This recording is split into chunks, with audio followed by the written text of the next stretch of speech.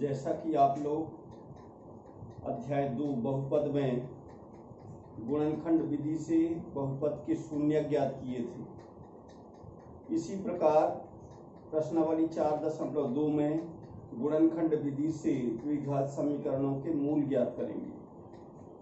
मूल ज्ञात करना मतलब x का मान निकालना या y का निकालना, जो भी चर राशि दी है उस चर राशि के मान निकालना। इसमें घात 2 रहती है चर राशि की अधिकतम घात, तो 2 मान होंगे, इसलिए x के 2 मान जो आते हैं उन्हीं को मूल बोलते हैं, उन्हीं को कहते हैं मूल। पहला मूल अल्फा, दूसरा मूल बीटा। तो हम गुणनखंड विधि से निम्न द्विघात समीकरणों के मूल ज्ञात करेंगे। प्रश्नावली 4.2, इसके उदाहरण के सवाल आप लोग स्वयं अपनी कॉपी पर कर लेंगे। प्रश्नावली 4.2 देखिए।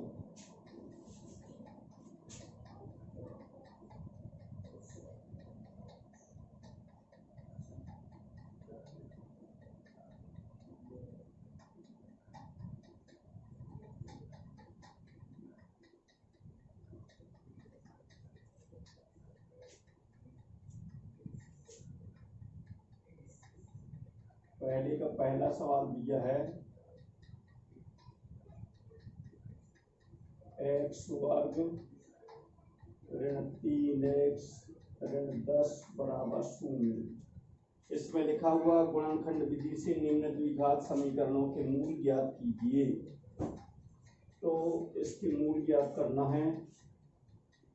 10 की ऐसे गुणनखंड किया जिसका जोड़ या घटाना 3 हो।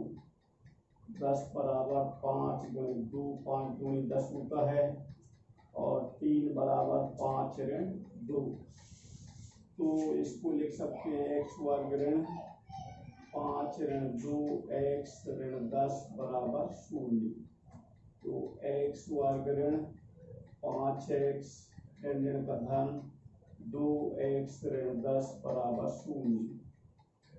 अब यहाँ 2 की जोड़ी बना दिया, तो यहाँ x कॉमन है तो x ऋण 5 धन यहाँ 2 कॉमन है तो x ऋण 5 आ गया बराबर 0। x ऋण 5 कॉमन है तो x ऋण 5 कॉमन ले लिया, यहाँ से बच गया x, यहाँ से बच गया धन 2 बराबर 0। अब यदि पहला गुणनखंड है ऋण 5, x ऋण 5 बराबर 0, तो x बराबर आ जाएगा 5, पक्षांतर हो गया तो 0 धन 5, 0 5 जोड़ेंगे तो 5 आ जाएगा, और x धन 2 बराबर 0, इसका पक्षांतर कर देंगे तो x बराबर ऋण 2। इस प्रकार ये वर्ग समीकरण के मूल x बराबर 5, x बराबर ऋण 2, मतलब 2 मूल हो गए 5 और ऋण 2। अतः द्विघात समीकरण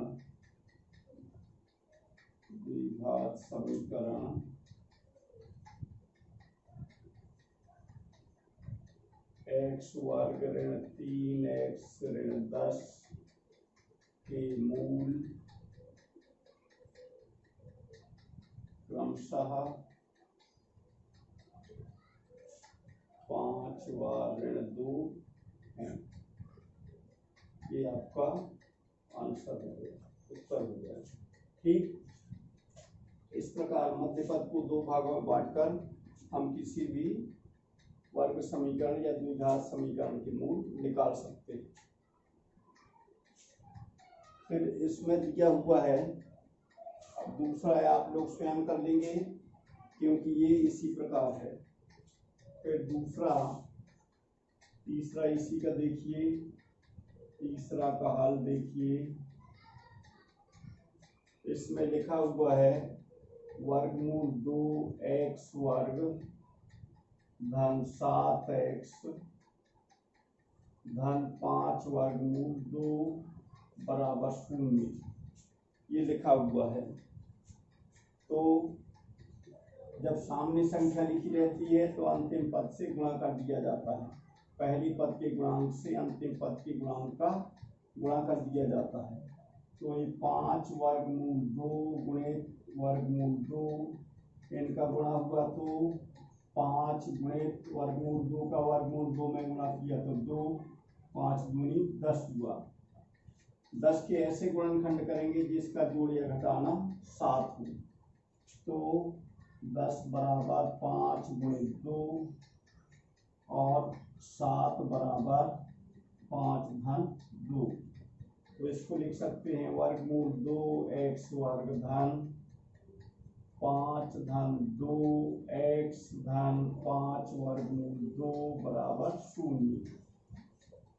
तो वर्गमूल 2x वर्ग धन गुणा कर दिया इसमें तो 5x धन 2x धन 5 वर्गमूल 2 बराबर 0।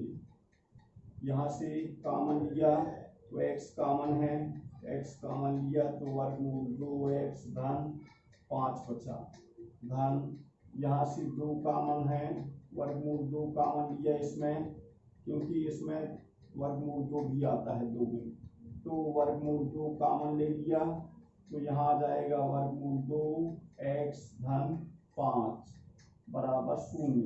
यहाँ एक बार फिर से समझ लीजिए, वर्गमूल 2 गुणित वर्गमूल 2 बराबर 2 होता है, तो वर्गमूल 2 यहाँ से कॉमन ले लिया तो यहाँ बच गया वर्गमूल 2, ये x है तो x, यहाँ धन 5 वर्गमूल 2 ये बाहर आ गया। तो वर्गमूल 2x धन 5 वर्गमूल 2x धन 5 कॉमन है, तो वर्गमूल 2x धन 5 कॉमन ले लिया तो यहाँ से बच गया x, यहाँ से बच गया वर्गमूल 2 बराबर 0। यदि वर्गमूल 2x धन 5 बराबर 0 तो इसका पक्षांतर कर देंगे तो वर्गमूल 2x बराबर ऋण 5, ये धन 5 है तो इस तरफ जाएगा तो ऋण 5 हो जाएगा, तो x बराबर हो गया ऋण 5 बटे वर्गमूल 2। और दूसरा गुणनखंड है x धन वर्गमूल 2 बराबर 0, इसका पक्षांतर कर देंगे तो x बराबर ऋण वर्गमूल 2।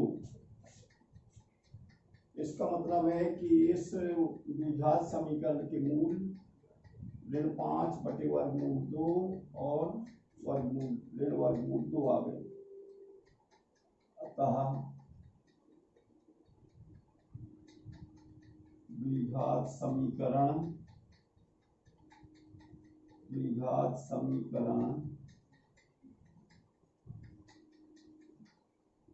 वर्गमूल 2x वर्ग धन 7x धन 5 वर्गमूल 2 बराबर 0 के मूल क्रमशः ऋण 5 बटे वर्गमूल 2 व ऋण वर्गमूल 2 है। ये आपका उत्तर हुआ।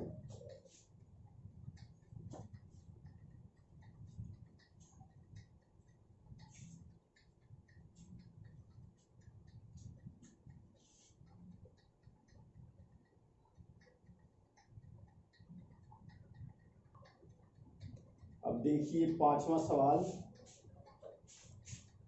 इसी का 5वां सवाल हल है। इसका 100x वर्ग ऋण 20x धन 1 बराबर 0 ये दिया हुआ है। अब हमको गुणनखंड विधि से करना है, तो गुणनखंड विधि से हम अपने किसी भी तरीके से कर सकते हैं। मध्य पद को अभी हमने मध्य पद को 2 भागों में बांटकर गुणनखंड किया था, अब ये सूत्र के द्वारा हल हो जाता है, तो सर्व समीकरण के द्वारा, तो उसी सर्व समीकरण से हल कर सकते हैं इसे। तो 100 कितने का वर्ग है, 10 का वर्ग है, तो 10 वर्ग x वर्ग ऋण 2 गुणित 10x into 1 plus 1 square equal to 0। पहली संख्या का वर्ग ऋण पहली दूसरी संख्या के गुणनफल का दुगना धन दूसरी संख्या का वर्ग। इसको एक साथ लिख सकते हैं 10x का वर्ग ऋण 2 10x into 1 plus 1 square equal to 0। तो ये है a की जगह 10x लिखा है और b की जगह 1 लिखा है, तो इसको लिख सकते हैं 10x ऋण 1 का पूर्ण वर्ग बराबर 0। इसको अलग अलग लिख लिया तो x ऋण 1 10x ऋण 1 बराबर 0। ये दो गुणनखंड हो गए। यदि 10x ऋण 1 बराबर 0 तो इसका पक्षांतर कर देंगे तो 10x बराबर 1, तो x बराबर 1/10। ये आ गया पहला मूल। दूसरा मूल देखिए, इससे निकाल देंगे 10x ऋण 1 बराबर 0, तो 10x बराबर 1, तो x बराबर 1/10। इस प्रकार ये समीकरण के दोनों बराबर मूल आ गए, x बराबर 1/10 और 1/10। अतः दिए गए द्विघात समीकरण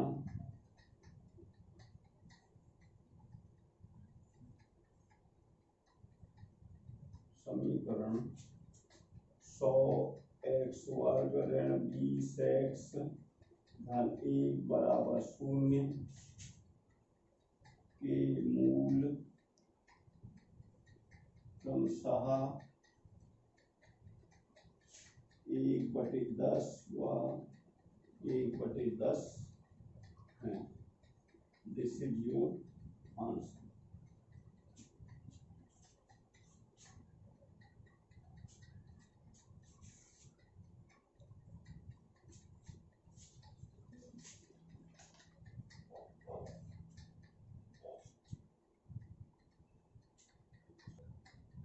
अब इसमें दूसरा सवाल दिया हुआ है, उदाहरण 1 में दी गई समस्याओं को हल कीजिए। उदाहरण 1 पुस्तक में पीछे दिया हुआ है, उसमें समस्याएं जो दी हैं, दो समस्याएं, उनको आप लोग हल कर लीजिएगा। अब तीसरा सवाल देखिए, ऐसी दो संख्याएं ज्ञात कीजिए जिनका योग 27 हो और गुणनफल 182 हो। इसको देखिए, तीसरा सवाल हल।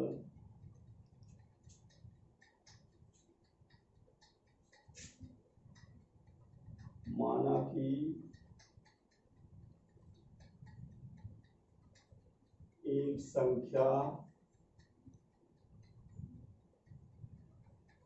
x है, इनका योग दिया है 27, तो 27 में से एक संख्या को घटा दें तो दूसरी संख्या आ जाएगी, तो दूसरी संख्या होगी, दूसरी संख्या 27 ऋण x होगी। अब इसमें कहा गया है दोनों संख्याओं का गुणनफल 182 है। प्रश्नानुसार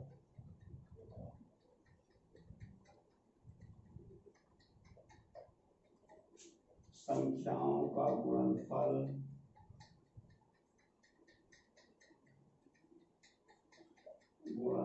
बराबर 182। ये दो संख्याएं हमने लिया है 27 ऋण x, इसका गुणा कर देंगे x में तो 182 प्राप्त होगा। गुणा कर दीजिए इसको, x को गुणा कर दिया 27 से तो 27x ऋण x को x से गुणा किया तो x वर्ग बराबर 182। यहाँ ऋण x वर्ग धन 27x इस तरफ आया तो ऋण 182 बराबर 0। इसमें ऋण का गुणा कर दिया तो x वर्ग ऋण 27x धन 182 बराबर 0। अब उसी प्रकार जैसे अभी पहले सवाल में किया था, मध्य पद को दो भागों में बांटकर तो 182 के ऐसे गुणनखंड किया जिसका जोड़ या घटाना 27 हो, तो 13 × 14 बराबर 182 होता है। 14 तिया 42 की 2 हासिल 4, 14 एकम 14 4 18 और 13 धन 14 बराबर 27 होता है। तो इसको हम लिख सकते हैं एक्स वर्ग ऋण 13 धन 14 एक्स धन 182 बराबर 0। एक्स वर्ग यहाँ गुणा कर दिया तो ऋण 13 एक्स धन ऋण का ऋण 14 एक्स धन 182 बराबर 0। यहाँ से x कॉमन है तो x कॉमन ले लिया, x ऋण 13 आ गया, ऋण यहाँ 14 कॉमन है तो यहाँ आ जाएगा x ऋण 13 बराबर 0। x ऋण 13 दोनों में कॉमन है तो x ऋण 13 ले लिया, यहाँ बच गया x ऋण 14 बराबर 0। यदि x ऋण 13 बराबर 0 तो x बराबर 13 और x ऋण 14 बराबर 0 तो x बराबर 14 हो गया। पक्षांतर कर दिया तो धनात्मक हो जाएगा, यहाँ भी धनात्मक हो जाएगा। तो ये x बराबर 13 14 आया, इसमें से हमने ले लिया 13 क्योंकि हमने एक संख्या x लिया है तो एक संख्या बराबर x बराबर 13 लिया। दूसरी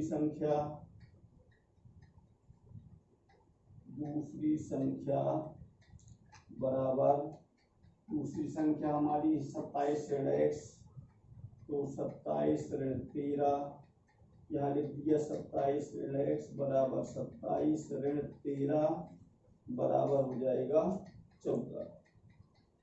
27 में से 13 घटाएंगे तो 14 आएगा। तो इस प्रकार हमारी दो संख्याएं आ गई। अतः अभीष्ट संख्याएं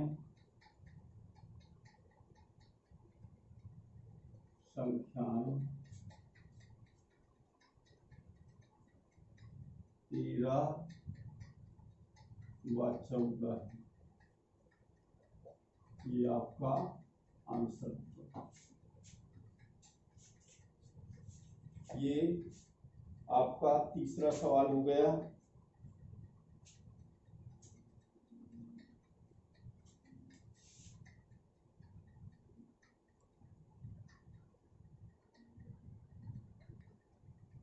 फिर देखिए चौथा सवाल दिया है, दो क्रमागत धनात्मक पूर्णांक ज्ञात कीजिए जिनके वर्गों का योग 365 हो। तो हम दो क्रमागत धनात्मक पूर्णांक लेंगे। आप लोग जानते हैं, पहले भी हल कर चुके हैं।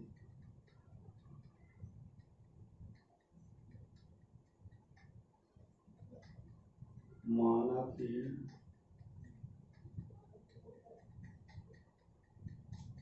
दो क्रमागत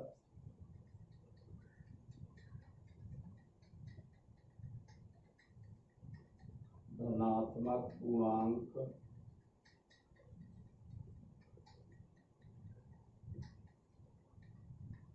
क्रमशः x और x धन 1 एक जोड़ते जाते हैं तो क्रम से पूर्णांक आते जाते हैं। एक x ले लिया, इसमें एक जोड़ देंगे तो अगला पूर्णांक आ जाएगा। प्रश्नानुसार इसमें प्रश्न में कहा गया है कि दोनों पूर्णांकों के वर्गों का योग, तो x वर्ग धन x धन 1 का वर्ग बराबर 365। दोनों पूर्णांकों के वर्गों का योग 365। ये हो जाएगा x वर्ग धन, इसका वर्ग किया तो x वर्ग धन पहली दूसरी संख्या के गुणनफल का दुगना। x में 1 का गुणा किया तो x आया, इसका दुगना कर दिया तो 2x धन दूसरी संख्या का वर्ग 1 का वर्ग हुआ तो 1 आया बराबर 365। x वर्ग जोड़ दिया तो ये आ जाएगा 2x वर्ग धन 2x धन 1 बराबर 365। पक्षांतर कर दिया तो 2x वर्ग धन 2x धन 1, इसको इस तरफ लाए तो 3, 6, 5 बराबर 0। 365 यहाँ आ गया, ये धन है यहाँ तो यहाँ ऋण हो जाएगा। अब 2x वर्ग धन 2x 365 में से घटा दिया, ये ऋण है और ये धन है तो घट जाएगा तो ऋण 364 हो गया बराबर 0। अब यहाँ 2 कामन है सब में तो 2 कामन निकाल दिया तो x वर्ग धन x ऋण 2 कम 2 बचा 1, 2 8 16, फिर 2 दूनी 4 बराबर 0। तो ये आ जाएगा x वर्ग धन x ऋण 182 बराबर 0। 0 में 2 का भाग करेंगे तो 0 ही आएगा, इसलिए हमने सीधे लिख दिया 0। अब 182 की ऐसे गुणनखंड किया जिसका जोड़ या घटाना 1 हो, इसमें कुछ नहीं लिखा तो 1 होगा।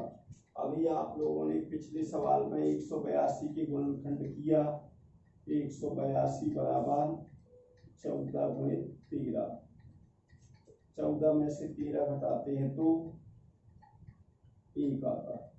ये यहाँ पर कुछ नहीं लिखा माने 1 होगा।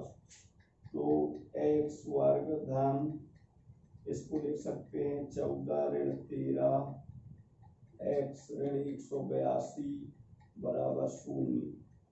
तो x वर्ग धन 14x, इनमें गुणा किया तो 14 में x का गुणा किया तो 14x हो गया। यहाँ धन ऋण का ऋण 13x ऋण 182 बराबर 0। यहाँ से x कॉमन है तो x धन 14 हो गया। यहाँ से ऋण 13 कॉमन है तो x ऋण 14 हो गया।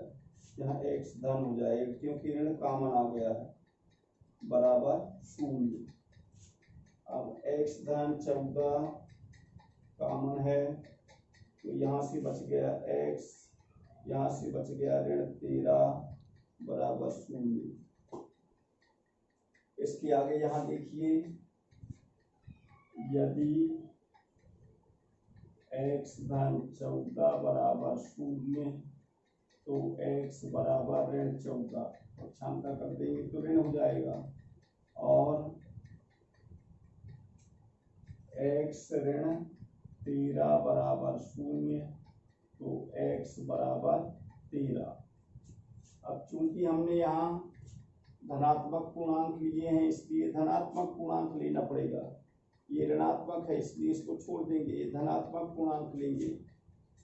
तो पहला धनात्मक पूर्णांक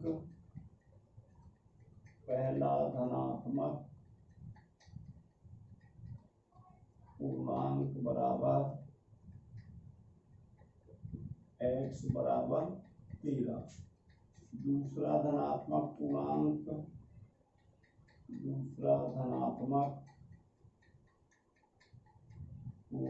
बराबर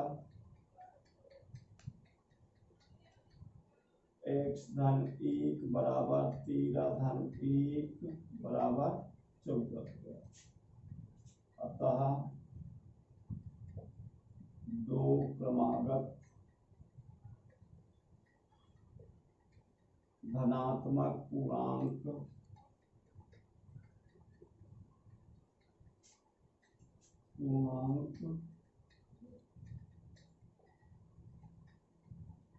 क्रमशः 13 व 14 है। This is your answer. इस प्रकार ये चौथे नंबर का सवाल हल हो गया।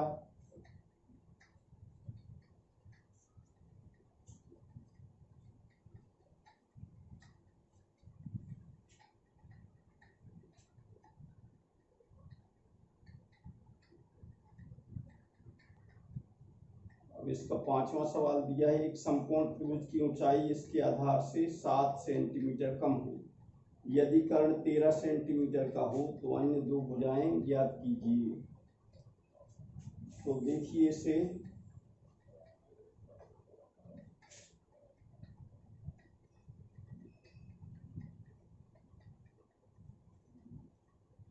समकोण त्रिभुज है इस प्रकार, ये समकोण त्रिभुज, इसमें हमने ए बी सी नाम दे दिया। इसका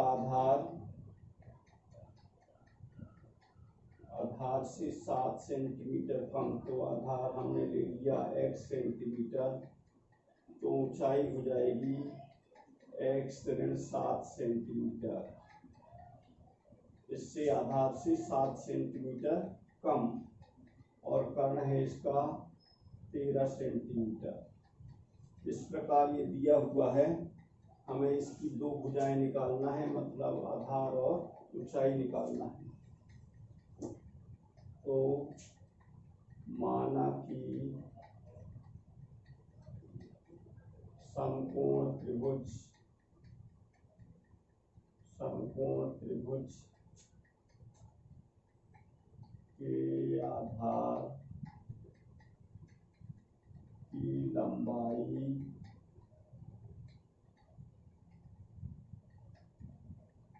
x सेंटीमीटर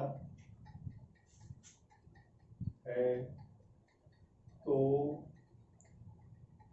इसकी ऊंचाई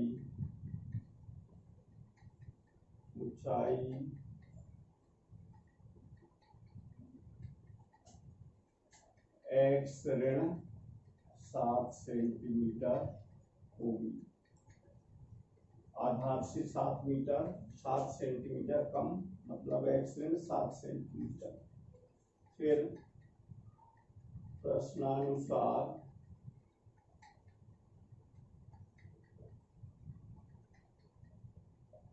समकोण त्रिभुज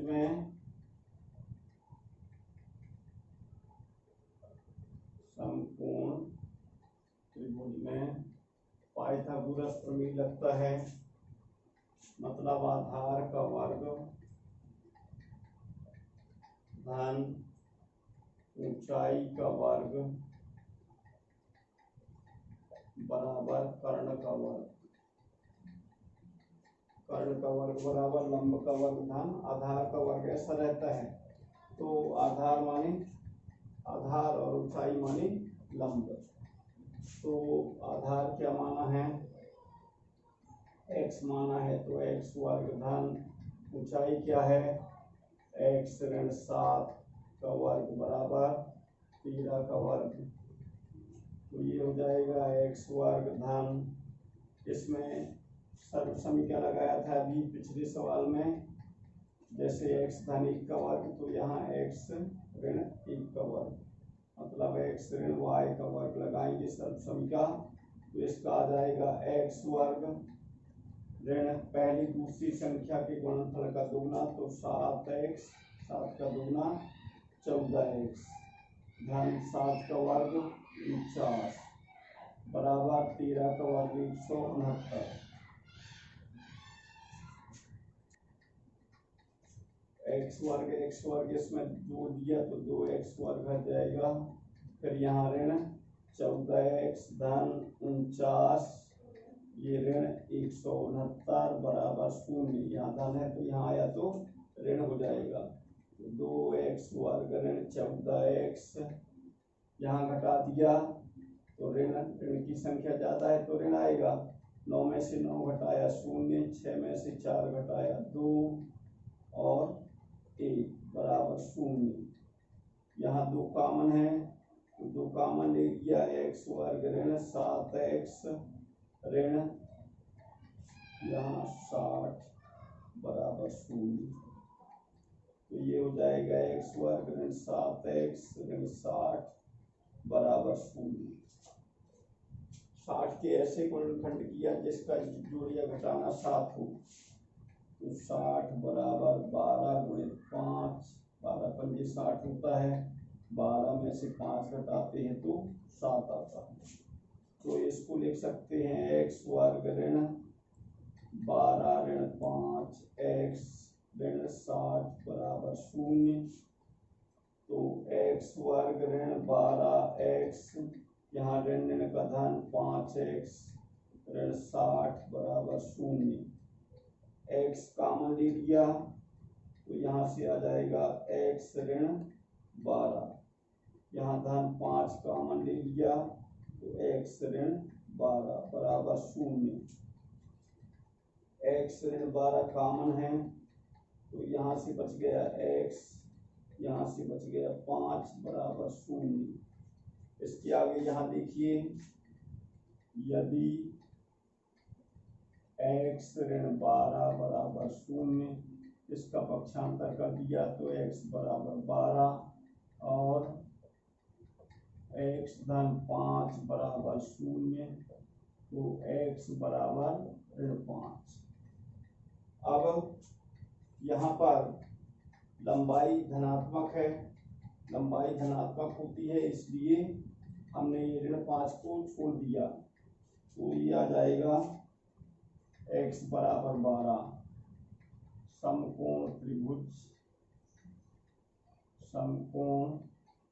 त्रिभुज का आधार बराबर x बराबर 12 सेंटीमीटर और ऊंचाई क्या माना था, ऊंचाई बराबर x ऋण 7 बराबर 12 ऋण 7 बराबर 5 सेंटीमीटर। अतः समकोण त्रिभुज की दो भुजाएं क्रमशः 12 सेंटीमीटर व 5 सेंटीमीटर है। ये आपका उत्तर हुआ। इस प्रकार ये 5 सवाल मैंने करवा दिए। अब शेष बचा हुआ है छठवां। एक छठवां सवाल आप लोग कर लेंगे और भी जो छोड़ दिया वो सब आप लोग हल कर लेंगे।